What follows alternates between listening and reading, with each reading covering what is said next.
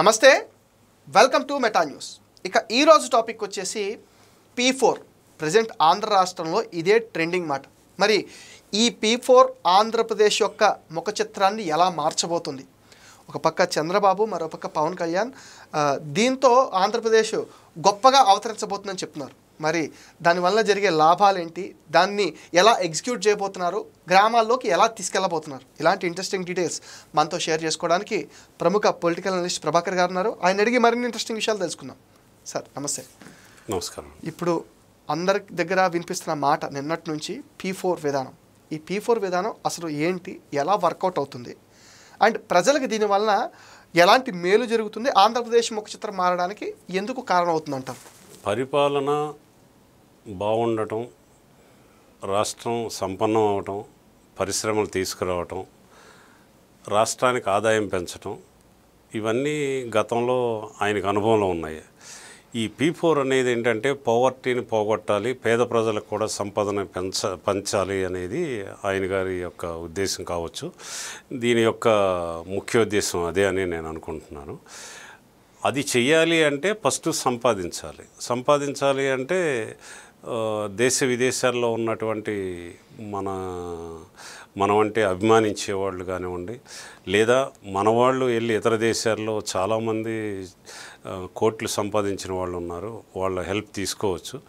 తీసుకుని వాళ్ళందరినీ ఇక్కడ తీసుకొచ్చి వాళ్ళు ప్రత్యక్షంగా రాకున్నా వచ్చినా రాకపోయినా కూడా వాళ్ళతో ఇక్కడ పెట్టుబడులు పెట్టించి వాళ్ళు ఆ కార్యక్రమాల ద్వారా గవర్నమెంట్కి పన్నులు పెరుగుతాయి, ఆర్థిక కార్యకలాపాలు పెరుగుతాయి. దాన్ని మళ్ళీ తిరిగి ప్రజలకు అందించడం కోసం చాలా గొప్ప నిర్ణయం చేశారు. మన దేశంలో ఇదే మొదటిసారిగా జరిగింది. ఉచిత పథకాలు ఇవ్వటం కంటే కూడా వాళ్ళ కాళ్ళ మీద వాళ్ళు నిలబడి వాళ్ళు బ్రతికేట్లుగా చేయటం అనేది దీని ముఖ్య ఉద్దేశం. చైనాలో ఒక సామెత ఉందండి, చేపలు తినటం కాదు మనం చేయాల్సింది, చేపలు పట్టడం నేర్పిస్తే ప్రజలకి వాళ్ళు చేపలు పట్టుకుని కూర వండుకొని తింటారు, కాబట్టి ఇబ్బంది ఉండదన్నారు. ఇవాళ చంద్రబాబు గారు కరెక్ట్గా అదే పనితో వాళ్ళ కాళ్ళ మీద నిలబడి ప్రభుత్వం మీద ఆధారపడకుండా, ప్రభుత్వం బిచ్చగాళ్ళలాగా నాకు ఆ పథకం వేయండి, ఈ పథకం వేయండి అనటం వల్ల ఆర్థికంగా రాష్ట్రం నష్టపోతుంది, తర్వాత ప్రజలు సోమరులుగా అవుతారు. దీనివల్ల పని కూడా చేయకపోవటం వల్ల అభివృద్ధి కుంటుపడే అవకాశం కూడా ఉందండి. ఎందుకంటే ఇప్పుడు వాడు పని చేసుకుని డబ్బు సంపాదించుకుంటే ప్రజలు ఎవరైనా సరే దానివల్ల మనకి వస్తువు ఉత్పత్తి జరుగుతుంది. దాని ద్వారా ఇతర దేశాలకి మనం ఇతర రాష్ట్రాలకి సప్లై చేస్తాం, మనం వాడుకుంటాం, దాని మీద ట్యాక్సులు వస్తాయి, లాభాలు వస్తాయి, గవర్నమెంట్ బాగుంటుంది, వాళ్ళకి జీతాలు వస్తాయి, పరిశ్రమలు బాగుంటాయి, అన్ని విధాలుగా మంచిగా ఉంటుంది. కానీ మనం ఎక్కడో అప్పు తెచ్చి రాష్ట్రాన్ని అప్పుల పాలు చేసి వాళ్ళకి ఇస్తే వాళ్ళు పని చేయట్లేదు, వాళ్ళకి ఆరోగ్యం పాడైపోతుంది, రాష్ట్రం ఆర్థిక ఆరోగ్యం పాడైపోతుంది. ఇది కరెక్ట్ పద్ధతి కాదనే ఉద్దేశంతో ఆయన గారు సంక్షోభంలో నుంచి సంక్షేమంలోకి, అభివృద్ధిలోకి తీసుకెళ్లాలని ఒక గేమ్ చేంజర్ లాగా P4ని తీసుకొచ్చారు. ఇది 100% సక్సెస్ అవుతుందండి. ఎందుకంటే అక్షరాస్యత ఎక్కువగా ఉన్న మన ఆంధ్రాలో తప్పనిసరిగా దీన్ని అందరూ అనుసరిస్తారు, ఆచరిస్తారు. ఈయన గారు అనుకున్నది 100% సక్సెస్ఫుల్గా జరగడానికి అవకాశం ఉంది. దీనికి ఇంకా విధి విధానాలు రూపొందించి ఆ మేరకు ప్రచారం చేయగలిగితే దీంట్లో ఎక్కువ మంది పాల్గొంటారు. వాళ్ళ కాళ్ళ మీద వాళ్ళు నిలబడటానికి ముందుకు వచ్చిన వాళ్ళని చూసి మరికొంతమంది కూడా ఆ దారిలోకి వెళ్ళే అవకాశం ఉంటుంది. తద్వారా అభివృద్ధి పెరుగుతుంది, ట్యాక్సులు పెరుగుతాయి, సంక్షేమం అవసరం తగ్గుద్ది. మనకి ఇవన్నీ జరగటం వల్ల ప్రజలు కూడా హాయిగా బ్రతకటానికి వాళ్ళ లైఫ్ వాళ్ళ పల్లెటూరులో ఉండే వాళ్ళ యొక్క గ్రామాల్లోనూ పట్టణాల్లోనూ ఉండి అందరూ నగరాల్లోకి రాకుండా ఉండటానికి, అక్కడుండే బ్రతకటానికి, వాళ్ళ కాళ్ళ మీద వాళ్ళు నిలబడి ఎటువంటి ఎవరి కోసం ఎవరి దయాదాక్షిణ్యాల మీద కానీ ఎవరికి చేయి చాపకుండా ఆత్మగౌరవంతో బ్రతకటానికి సరైన మార్గాన్ని చూపించేటువంటి ఈ గేమ్ చేంజర్ P4 ప్లాన్ని తీసుకురావటం ఎంతైనా ముదావహం. దీన్ని అందరూ కూడా సమర్థించి ప్రోత్సహించి అన్వయించుకుని దీన్ని సక్సెస్ఫుల్గా నడిపించడానికి కావాల్సిన వ్యవహారం అంతా నడిపించి ప్రజల్లోకి తీసుకెళ్ళగలిగితే చాలా ఆంధ్రప్రదేశ్ అక్షర క్రమంలోనే కాకుండా అభివృద్ధిలో కూడా నెంబర్ 1లో నిలుస్తుందనటంలో ఎటువంటి సందేహం లేదు. దేశ విదేశాల్లో ఉన్న మన పిల్లలు చాలామంది కోట్లాది రూపాయలు పెట్టుబడి పెట్టడానికి ఇండస్ట్రియలిస్టే కాక మన వాళ్ళు కూడా రెడీగా ఉన్నారు. వాళ్ళ యొక్క సహాయ సహకారాలు తీసుకుంటే ఇవన్నీ నడిపించడం పెద్ద కష్టమైన విషయం కూడా కాదండి. వలసలు కూడా తగ్గిపోతాయి, జనాభా కూడా పెరుగుతుంది, వాళ్ళందరికీ మంచి దారిలో నడవటానికి కూడా అవకాశం ఉంటుందండి. ఇవాళ గ్రామాలు నిర్వీర్యం అయిపోతున్నాయి, చాలా గ్రామాలు. వాటిని కూడా మనం అభివృద్ధి కనుక మనం సాధించగలిగితే మళ్ళీ ఆ గ్రామాలని పునర్నిర్మాణం చేసుకోవచ్చు, అక్కడ అన్ని సౌకర్యాలు కల్పించుకోవచ్చు. అమెరికాలో లాగానే మనం డౌన్ టౌన్లో ఏదో అంటారు కదా, ఆ టైపులోనే మన గ్రామాలను కూడా డెవలప్ చేసుకుని పట్టణాలకి దీటుగా పల్లి సీమల్ని గాంధీ గారు అన్నట్టుగా మనం పునర్నిర్మించుకోగలిగితే మన పట్టణాల్లో పొల్యూషన్ తగ్గుద్ది, ఈ ఒత్తిడి తగ్గుతుంది, మన నిత్యావసరాల మీద మౌలిక సదుపాయాల మీద ఒత్తిడి తగ్గిపోయి పొల్యూషన్ తగ్గిపోయి అభివృద్ధి పెరిగిపోయి మనకి మార్గదర్శకంగా ఉంటాం. ఈ గేమ్ చేంజర్ ప్లాన్ని కనిపెట్టిన చంద్రబాబు గారిని ప్రజలు ప్రపంచం కూడా అభినందిస్తుందని నేను భావిస్తున్నానండి. ఈ P4కి విధి విధానాలు కూడా ఇందాక మీరు ఒక మాట అన్నారు. విధి విధానాలు అంటే ఎలాంటివి చేసుకుంటూ వెళితే ఇది అందరికీ చేరువ అవుతుంది, అండ్ దీన్ని రీచ్ చేయడానికి ప్రభుత్వం చేయాల్సిన పని ఏంటి, పబ్లిక్ చేయాల్సిన పని ఏంటి? ఎవరికైతే అవసరం ఉంది వారికి సూటబుల్ ప్లాన్ ఏమిటి, మనం ఏదైతే సహాయం చేయదలుచుకున్నామో ఆ సహాయాన్ని అందుకోవటానికి అర్హులు ఎవరు, వీటి మీద శిక్షణా తరగతులు నిర్వహించవలసినటువంటి అవసరం ఉంటుందండి.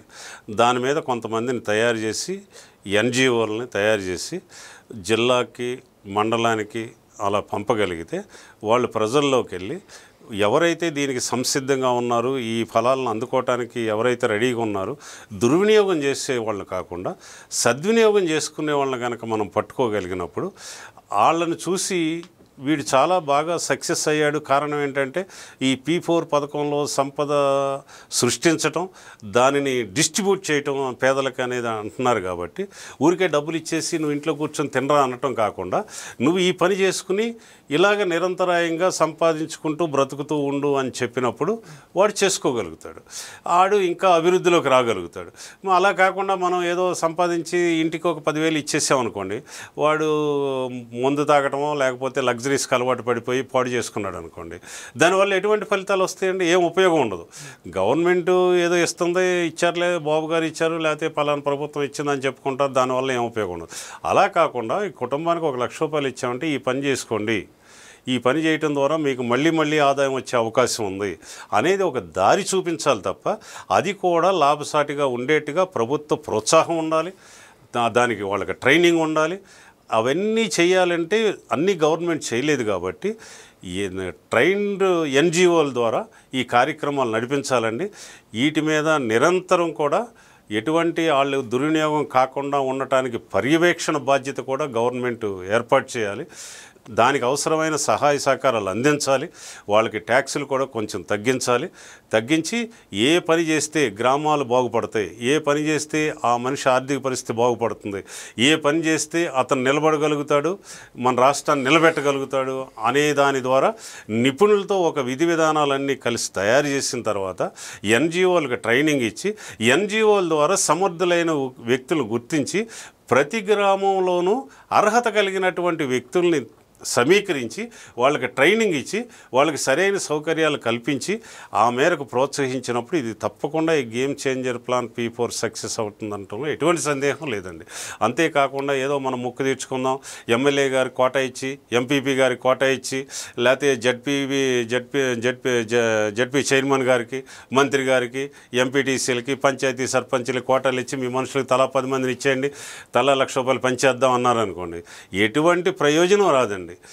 కాబట్టి అర్హులైన వ్యక్తులకు మాత్రమే, దాన్ని సద్వినియోగం చేసుకునే వాళ్ళకి మాత్రమే ఇవ్వాల్సి ఉంటుంది. దాని మీద కూడా ట్రైనింగ్ ఇవ్వాల్సినటువంటి అవసరం ఉంటుందండి. మనం ఏ పని అయితే నిర్దేశిస్తున్నామో ఆ పని చేసుకుంటే ఎంత ఖర్చు ఉంటుంది, ఎంత ఆదాయం ఉంటుంది, దాన్ని ఎలా నిర్వహించాలి, దాంట్లో ఉండే సాధక బాధకాలు ఏంటి, ఎన్ని ఆటుపోట్లు ఉంటాయి, అవన్నీ మనకి విపత్కర పరిస్థితులు అయినప్పుడు ఎదుర్కోవటానికి కావలసినటువంటి ఈ సమస్యల్ని ఎదుర్కొనేటువంటి స్థైర్యం, వాటి యొక్క పరిష్కారం, బాధ్యత, అవన్నీ కూడా మనం వాళ్ళకి నేర్పించవలసిన అవసరం ఉంది. ఆ మేరకు వాళ్ళకి ప్రోత్సహించాలి. ఆ తర్వాత వాళ్ళు ఇవన్నీ చేసిన తర్వాత ఆటోమేటిక్గా మనం చైనా కానీ ఇంకా జపాన్ కానీ ఆ దేశాలు తీసుకున్నప్పుడు పల్లెటూళ్ళలో చాలా రకమైన కార్యక్రమాలు, టీవీలు, కంప్యూటర్లు, సెల్ ఫోన్లు వాళ్ళు తయారు చేసి వీళ్ళకి ఇస్తారండి. మనం అలాంటివన్నీ మనకి వీళ్ళకి అప్పచెప్పి వాళ్ళ ద్వారా తయారు చేయించి పల్లెటూరులో మనకి ఎటువంటి బాధ ఉండదు. ఉద్యోగికి మనం ఆఫీసు సౌకర్యం కల్పించాల్సిన అవసరం ఉండదు, వాడికి భోజనం పెట్టవలసిన అవసరం ఉండదు, టీ ఇవ్వాల్సిన అవసరం ఉండదు, ఆఫీస్ స్పేస్కి డబ్బులు కట్టాల్సిన అవసరం ఉండదు, ట్రావెలింగ్ ఛార్జెస్ ఉండవు, సిటీల మీద ఒత్తిడి తగ్గుతుంది. ఎక్కడో పల్లెటూరులో సరైన సౌకర్యాలు కల్పించి చక్కటి మన ఒక మంచి వ్యాపార సమూహం అనే ఒక కేంద్రాన్ని ఏర్పాటు చేసి దాంట్లో వాళ్ళందరికీ కనుక ఏర్పాట్లు చేసినట్టయితే అక్కడికి వస్తారు, పని చేసుకుంటారు, వాళ్ళు కావాల్సినంత డబ్బు సంపాదించుకుంటారు. మన మీద ఆధారపడకుండా వాళ్ళ ఆత్మస్థైర్యంతో గౌరవప్రదమైన జీవితం గడుపుతూ సంపాదించుకోవడానికి అవకాశాలు నేర్పాలి. P4 అంటే అంతే తప్ప డబ్బులు పంచిపెడతాం మాత్రం కానే కాదు. డబ్బుల్ని సంపాదించడం నేర్పాలి. సంపాదించడంతో పాటు దేశానికి వాళ్ళు ఉపయోగపడాలి. అలాగే ప్రపంచంలో ఏ ప్రోడక్ట్స్కి అయితే డిమాండ్ ఉంది అవి ఇక్కడ మనం తయారు చేసి ఇతర దేశాలకు మనం సప్లై చేయగలగాలి. ఉదాహరణకి మన కేంద్ర ప్రభుత్వం DRDA వాళ్ళు ఒకప్పుడు దేశ రక్షణకు సంబంధించిన లక్షల కోట్లు దిగుమతి చేసుకునేవాళ్ళు. అలాంటిది వాళ్ళు 30-40 వేల కోట్లు దిగుమతి చేసుకోవడం తగ్గించి ఎక్స్పోర్ట్ చేస్తున్నారు. మన దేశానికి డబ్బులు ఆదా అవుతున్నాయి. అట్లాగే మనం ఇప్పుడు ఈ చిప్స్ తయారు చేస్తున్నారు, అంటే సెమీ కండక్టర్స్ అంటారు. అవి ఇదివరకు సుమారుగా 1.5 కోట్లకు సంబంధించి 2 లక్షల కోట్ల దాకా అవి మనం కొనేవాళ్ళం ప్రతి సంవత్సరం. వాళ్ళు కనుక ఇవ్వకపోతే మనం ప్రొడక్ట్స్ అన్నీ ఎక్కడెక్కడ ఆగిపోయాయి. కోవిడ్ అప్పుడు ఆ అనుభవం కూడా మనం చూసాం. అది మన దగ్గర తయారైనాయి అనుకోండి, మనకి ఈ వస్తువులు సెల్ ఫోన్లు కానివ్వండి, కంప్యూటర్లు కానివ్వండి, టీవీలు కానివ్వండి, కార్లు కానివ్వండి, దాదాపుగా రేటు 30% తగ్గిపోయే అవకాశం ఉంది. అలాంటి అవకాశాలు మనం సృష్టించుకోవచ్చు. మనకేమో వస్తువు చౌకగా దొరుకుతుంది, మనకి పని చేసినందుకు డబ్బులు వస్తున్నాయి. మన దేశం నుంచి విదేశాలకు ఎక్స్పోర్ట్ చేస్తే విదేశీ సంపద కూడా సమకూరుతుంది. ఆ రూట్లోకి వెళ్తే మనం P4ని అధిగమించడానికి, అంటే పవర్టీని అధిగమించడానికి మనకి చాలా తేలికైన పని. కాబట్టి దీనికి నిపుణులతో ఒక కమిటీ వేసి వాళ్ళు చేసిన సూచనల మేరకు మనం ఏం తయారు చేయగలం, మన వాళ్ళ సామర్థ్యం దేనికి అనుకూలమైంది, దానికి ఎక్కడ డిమాండ్ ఉంది, ఏది చేస్తే మనకు ఎక్కువ తొందరగా సంపదను పోగు చేసుకోగలం, అవి చేయగలటం, ట్రైనింగ్ ఇవ్వటం, వాటిని అమ్మి పెట్టడం అన్నీ ప్రభుత్వం పర్యవేక్షణలో ఉంచుకుని చేయగలిగితే తప్పకుండా బ్రహ్మాండంగా చేయొచ్చండి. మన దేశం అమెరికాని, జపాన్ని, ఫ్రాన్స్ని మించి మన పర్ క్యాపిటాలో మన వాటాని పెంచి ప్రపంచంలో భారతదేశాన్ని అగ్రగణ్యంగా పంపించడంలో ఈ P4 విధానం చాలా ముందుకు తీసుకెళ్తుంది. అంత గొప్ప అవకాశాలు దీంట్లో ఇమిడి ఉన్నాయండి. కానీ దీన్ని మనం సమర్థవంతంగా వినియోగించుకోవటం మీద ఆధారపడి ఉంటుందండి. అంటే ఏదైనా ఒక పథకం వచ్చింది అంటే దాన్ని వెంటనే నెక్స్ట్ క్వశ్చన్ ఏంటంటే దాని ఫలాలు ఇప్పుడు అందుతాయి. దీని ఫలాలు అందాలంటే ఇప్పుడు వెంటనే అందడానికి ఇవేమి బిజినెస్ కాదు అని ఒక టాపిక్ కూడా వస్తుంది. అంటే ఇది రీచ్ అయ్యి దాని ప్రతిఫలాలు అందడానికి సుమారుగా అంచనాగా ఎన్ని ఏళ్ళు పట్టచ్చు అంటారు? ఏళ్ళు పట్టచ్చా, లేకపోతే నెక్స్ట్ ఎలక్షన్స్కి కంప్లీట్ చేయొచ్చా? అసలు ఈ ప్రాసెస్ని ఎట్లా చేయొచ్చు? నాకు తెలిసి ఈ విధి విధానాలు రూపొందించిన తర్వాత ఎవరికైతే మనం పేదవాళ్ళు ఉన్నారు, పేదవాళ్ళలో అర్హత కలిగిన వాడు ఎవడున్నాడు, స్కిల్డ్ పర్సన్స్ని ఐడెంటిఫై చేయాలి. ఒకవేళ స్కిల్స్ లేకపోయినా చదువుకుని ఏదో సాధించాలనే తపన కలిగిన పిల్లల్ని మనం గుర్తించగలిగితే వాడికి ట్రైనింగ్ మనం ఇద్దాం. ట్రైనింగ్ ఇచ్చిన తర్వాత వాడిని ఉపయోగించుకుని వాడు ఏం పని చేస్తే దేనికి పనికి వస్తాడు, మనం వాడిని ఎలా ఉపయోగించుకుని వాడికి 10 రూపాయలు ఇవ్వగలం, వాడు చేసిన ప్రోడక్టు పక్కవాడికి ఎక్కడ అవసరం అవుతుంది, అది చేయటం వల్ల పరిశ్రమలకి ఈ యొక్క స్కిల్డ్ పర్సన్స్కి అనుసంధానం చేయగలిగినప్పుడు వీడికి ఖర్చు తగ్గిపోద్దండి. ఇవాళ ఉదాహరణకి మన సాఫ్ట్వేర్ హైదరాబాద్లో ఉన్న సాఫ్ట్వేర్ కంపెనీస్ కోవిడ్ అప్పుడు అలవాటు పడ్డాయి. ఇవాళ కూడా ఆ కార్యక్రమాన్ని ఎందుకు నడిపిస్తున్నారంటే వర్క్ ఫ్రమ్ హోమ్ని ఖర్చు తగ్గించుకోవడానికి ఉపయోగించుకుంటున్నారు.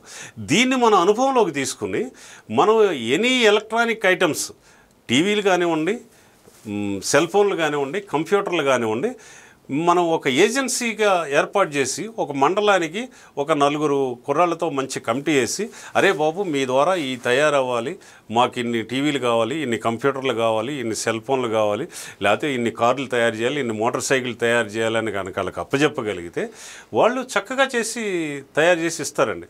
నేను చాలా కార్యక్రమాలు చూస్తున్నా, ఎటువంటి శిక్షణ లేకుండానే సొంత ఐడియాలతో ట్రాక్టర్లు తయారు చేయటం, రకరకాల కలుపు తీసే యంత్రాలు తయారు చేయటం, కోత కోసే యంత్రాలు తయారు చేయటం, వాళ్ళకి పెద్దగా తెలియకపోయినా ఇప్పుడు అతను పేరు సరిగా గుర్తులేదు, అతను 36 రకాలైన యంత్రాలు తయారు చేసి మొన్న జేడి లక్ష్మీనారాయణ గారు నాకు పరిచయం చేశాడు. అది చాలా గొప్ప విషయం. ఆయనకి పెద్దగా ఏం చదువుకున్నాడు కాదు, ఆయన తెలివితేటలు లేవు, ఎవరి ప్రోత్సాహం లేకుండా ఆయనంతటా ఆయనే సొంతంగా చేసి రకరకాల గవర్నమెంట్లతో సంబంధాలు పెట్టుకుని ఆయనకి సప్లై చేస్తున్నాడు. అదేదో మనమే చేయగలిగినప్పుడు ప్రభుత్వం సహకరించి, ప్రభుత్వమే పెట్టుబడి పెట్టి పరిశ్రమలకి ఈ ఎవరైతే స్కిల్డ్ పర్సన్స్ ఉన్నారో ఉత్సాహం, తపన కలిగినటువంటి వ్యక్తులకి అనుసంధానం చేస్తే ఆటోమేటిక్గా సక్సెస్ వచ్చేస్తుంది. Thank you sir. ఇది ఇవాల్టి వీడియో. ఈ వీడియో పైన మీ విలువైన ఒపీనియన్ని కామెంట్ సెక్షన్లో పోస్ట్ చేయండి. మీరు ఇచ్చే కామెంట్స్తో మరిన్ని ఇంట్రెస్టింగ్ వీడియోస్ మీకు అందిస్తాం. అండ్ మీరేం చేయాలో మీకు తెలుసుగా, ఈ వీడియోస్ని లైక్ చేయండి, షేర్ చేయండి, మెటా న్యూస్ని సపోర్ట్ చేయండి, సబ్స్క్రైబ్ చేయండి.